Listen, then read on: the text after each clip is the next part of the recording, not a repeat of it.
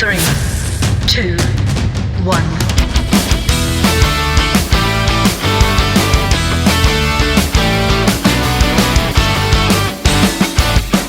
There's an old adage that wherever you go, there you are. This adage was first found somewhere in the 1800s in a translation of an ancient book, and then it was used in some sort of play or publication from a university. Wherever you go, there you are. And I was thinking about that. That came up to me when I was thinking about the talk title I came up with for this week. We are merged.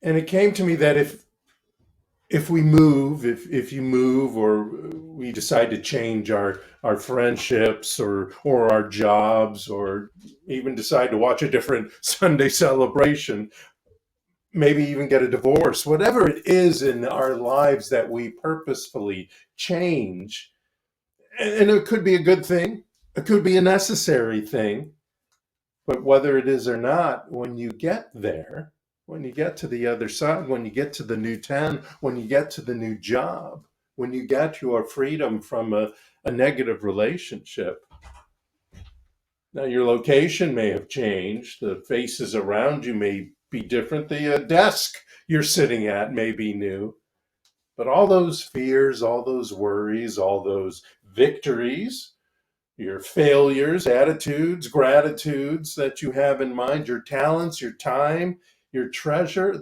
they all accompany you. They all accompany me whenever I make any change like that. And as I was thinking about that, I realized that I needed to remind not only myself, but all of us that happiness and happy experiences are much more an inside job than anything happening outside. But when you move without running away, but by running towards, when you get new friends at the same time, you start realizing the red flags that maybe these new friends aren't the best friends because they're a little too much like the old friends. Or you follow your intuition more than following the money or the benefits when you're out there looking for a new job. You start to get steered to the best crowd, to the best job, to the best direction you need to go.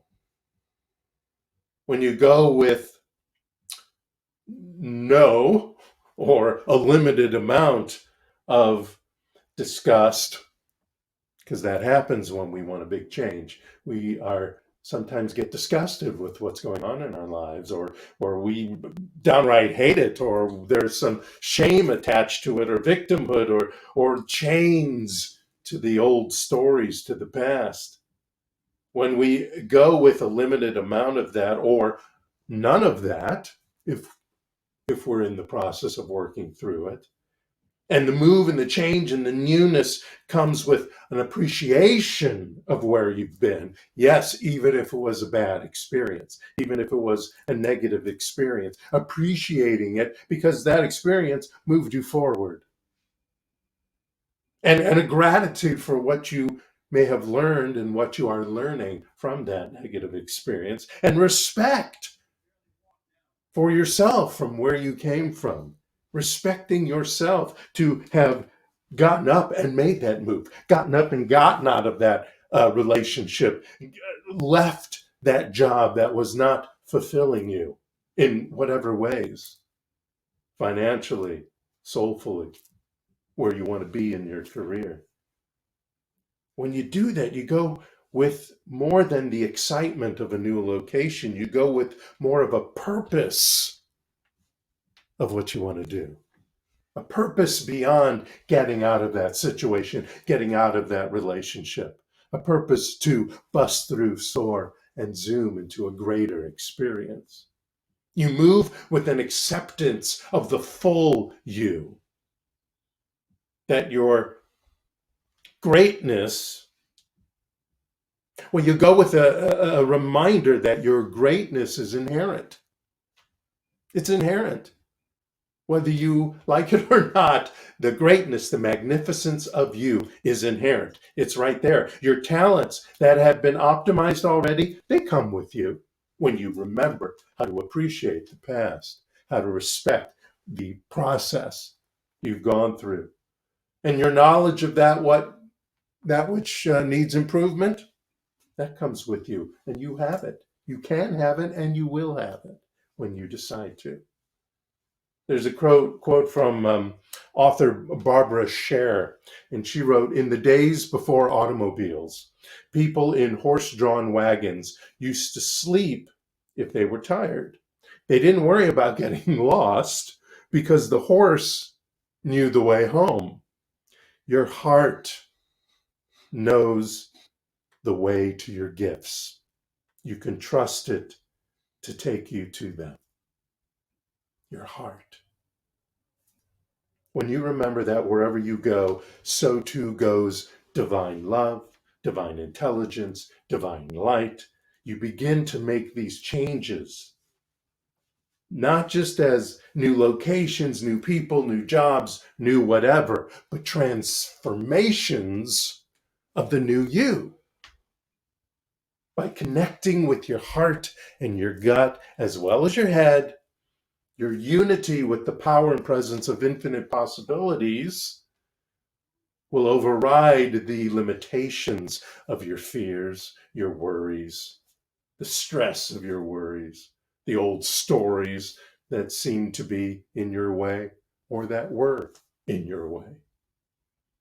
Dina Metzger wrote, "Stories moves in circles.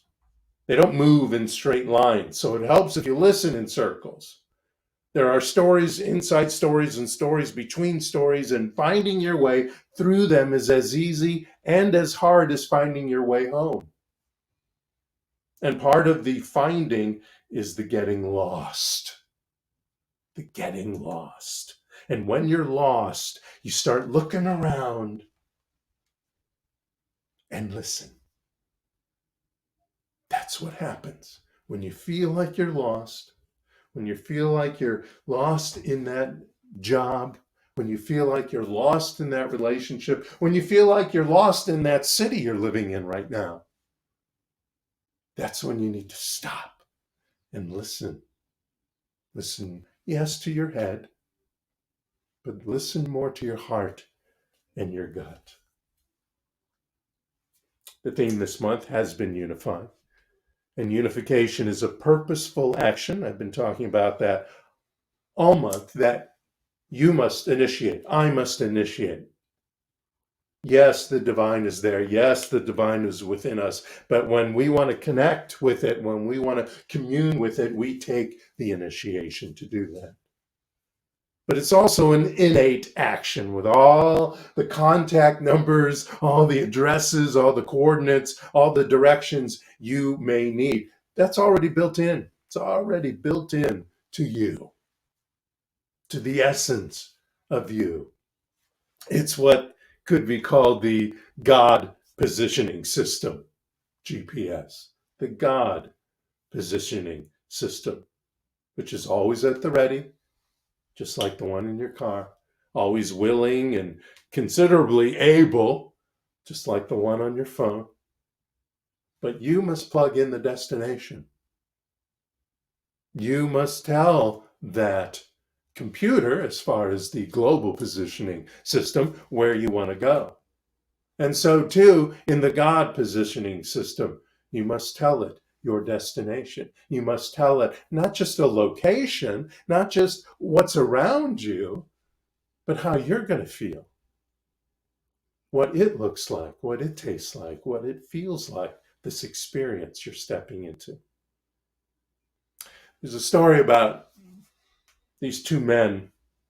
They visit a Zen master, and the first man says, I'm thinking of moving to this town. What's it like? The Zen master asks, well, what was your old town like? He says, well, it was dreadful. Everyone was mean and hateful. And I just hated it. Zen master thinks for a moment. He says, well, this town is very much the same. I don't think you should move here. First man then leaves. Not an hour later, a second man comes in and he says, Zen master, I'm thinking of moving to this town. What's it like, sir? And Zen master again asks, well, what was your old town like? And the gentleman says, well, it was pretty wonderful, actually. It was a great town, great people. I was happy, just interested in a change now, Zen master said, yes, I do know. This town is very much like that. I think you'll like it here. The second guy left with a gratitude of his experience. He had a happy time. I'm sure it wasn't happy every single moment that he lived in that old town. But the second guy decided to not run away, but to run towards something new. So when we change a relationship, when we change a job, when we change the city that we live in, we're not running away from anything. We're running to something. To bust through Soren Zoom, we're not retreating. We're running towards our new home.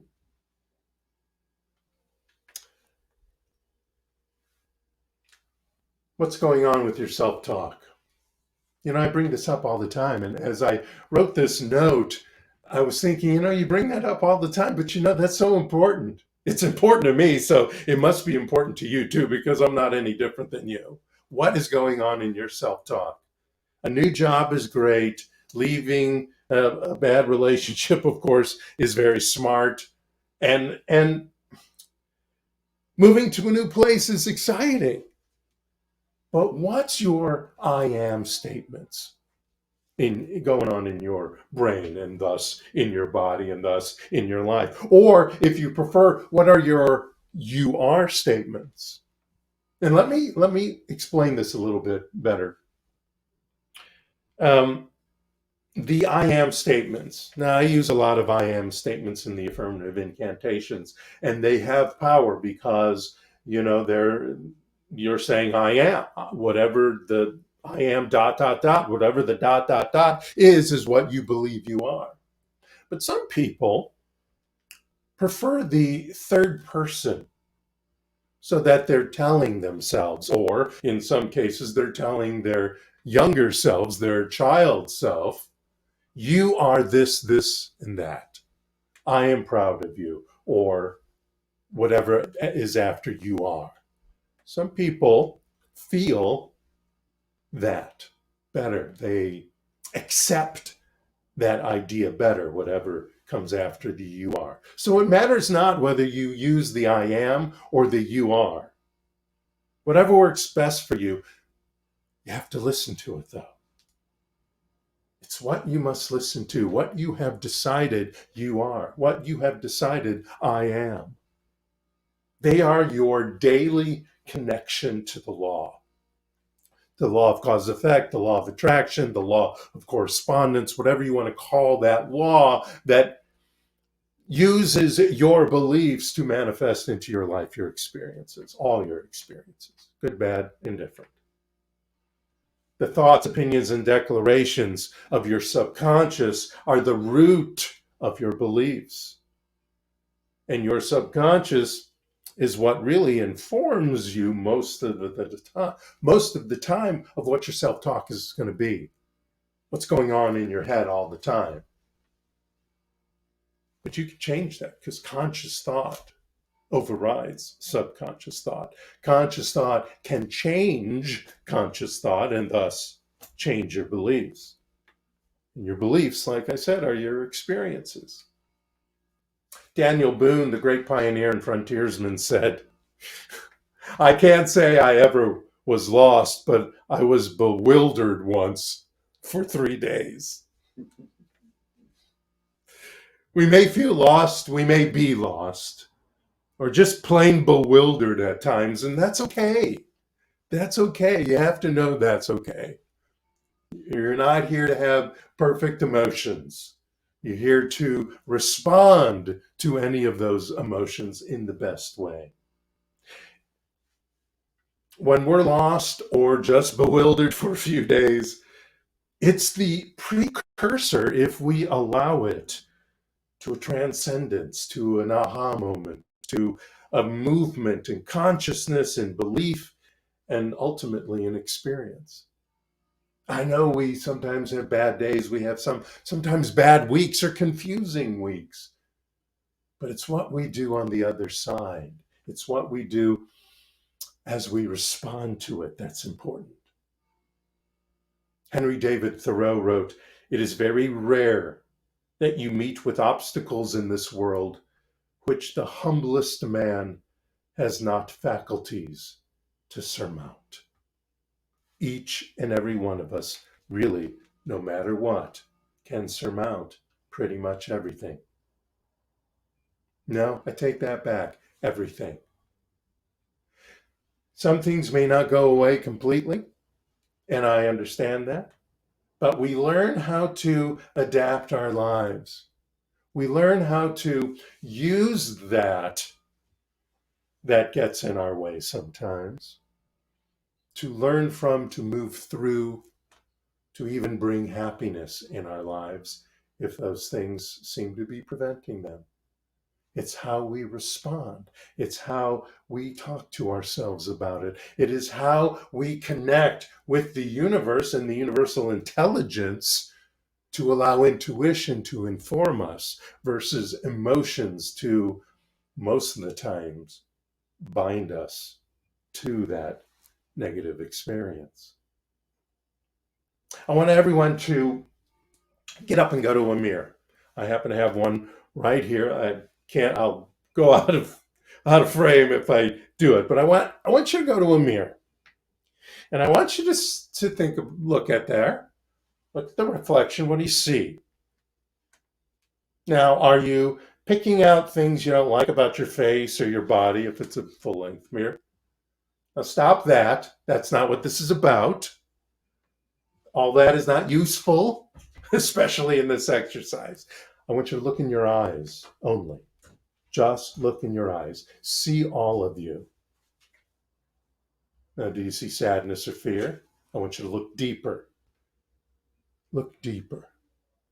See what God sees.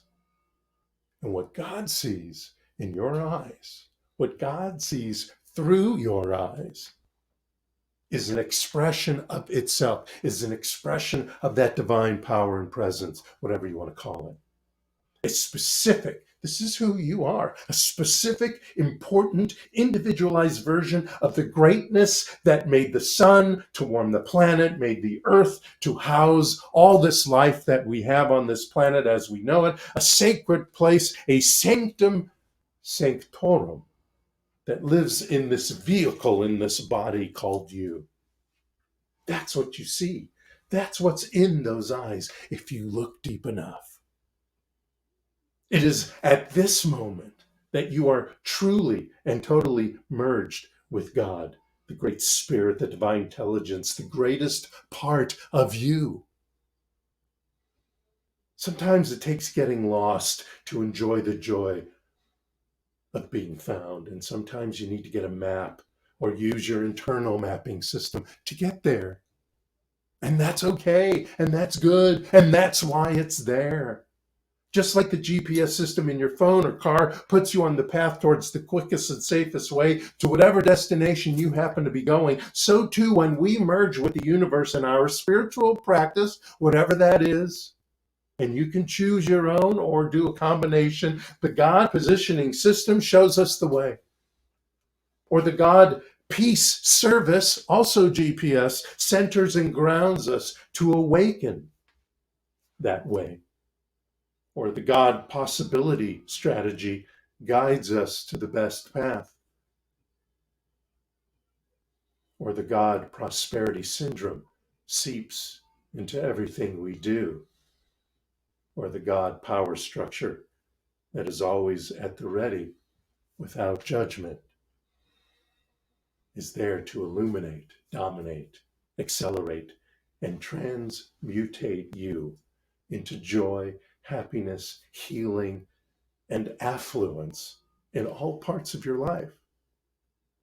Like prosperity, affluence is not just about money. You don't have to join a special club, be born in a certain place, or any of that elitist BS. It is in you right now, my friends. Know that we are merged already, right here and now, no matter what's going on in your life. And in that merging, you can go on to your next adventure, unified with your greatest self, the God in you. Thank you so much. Namaste.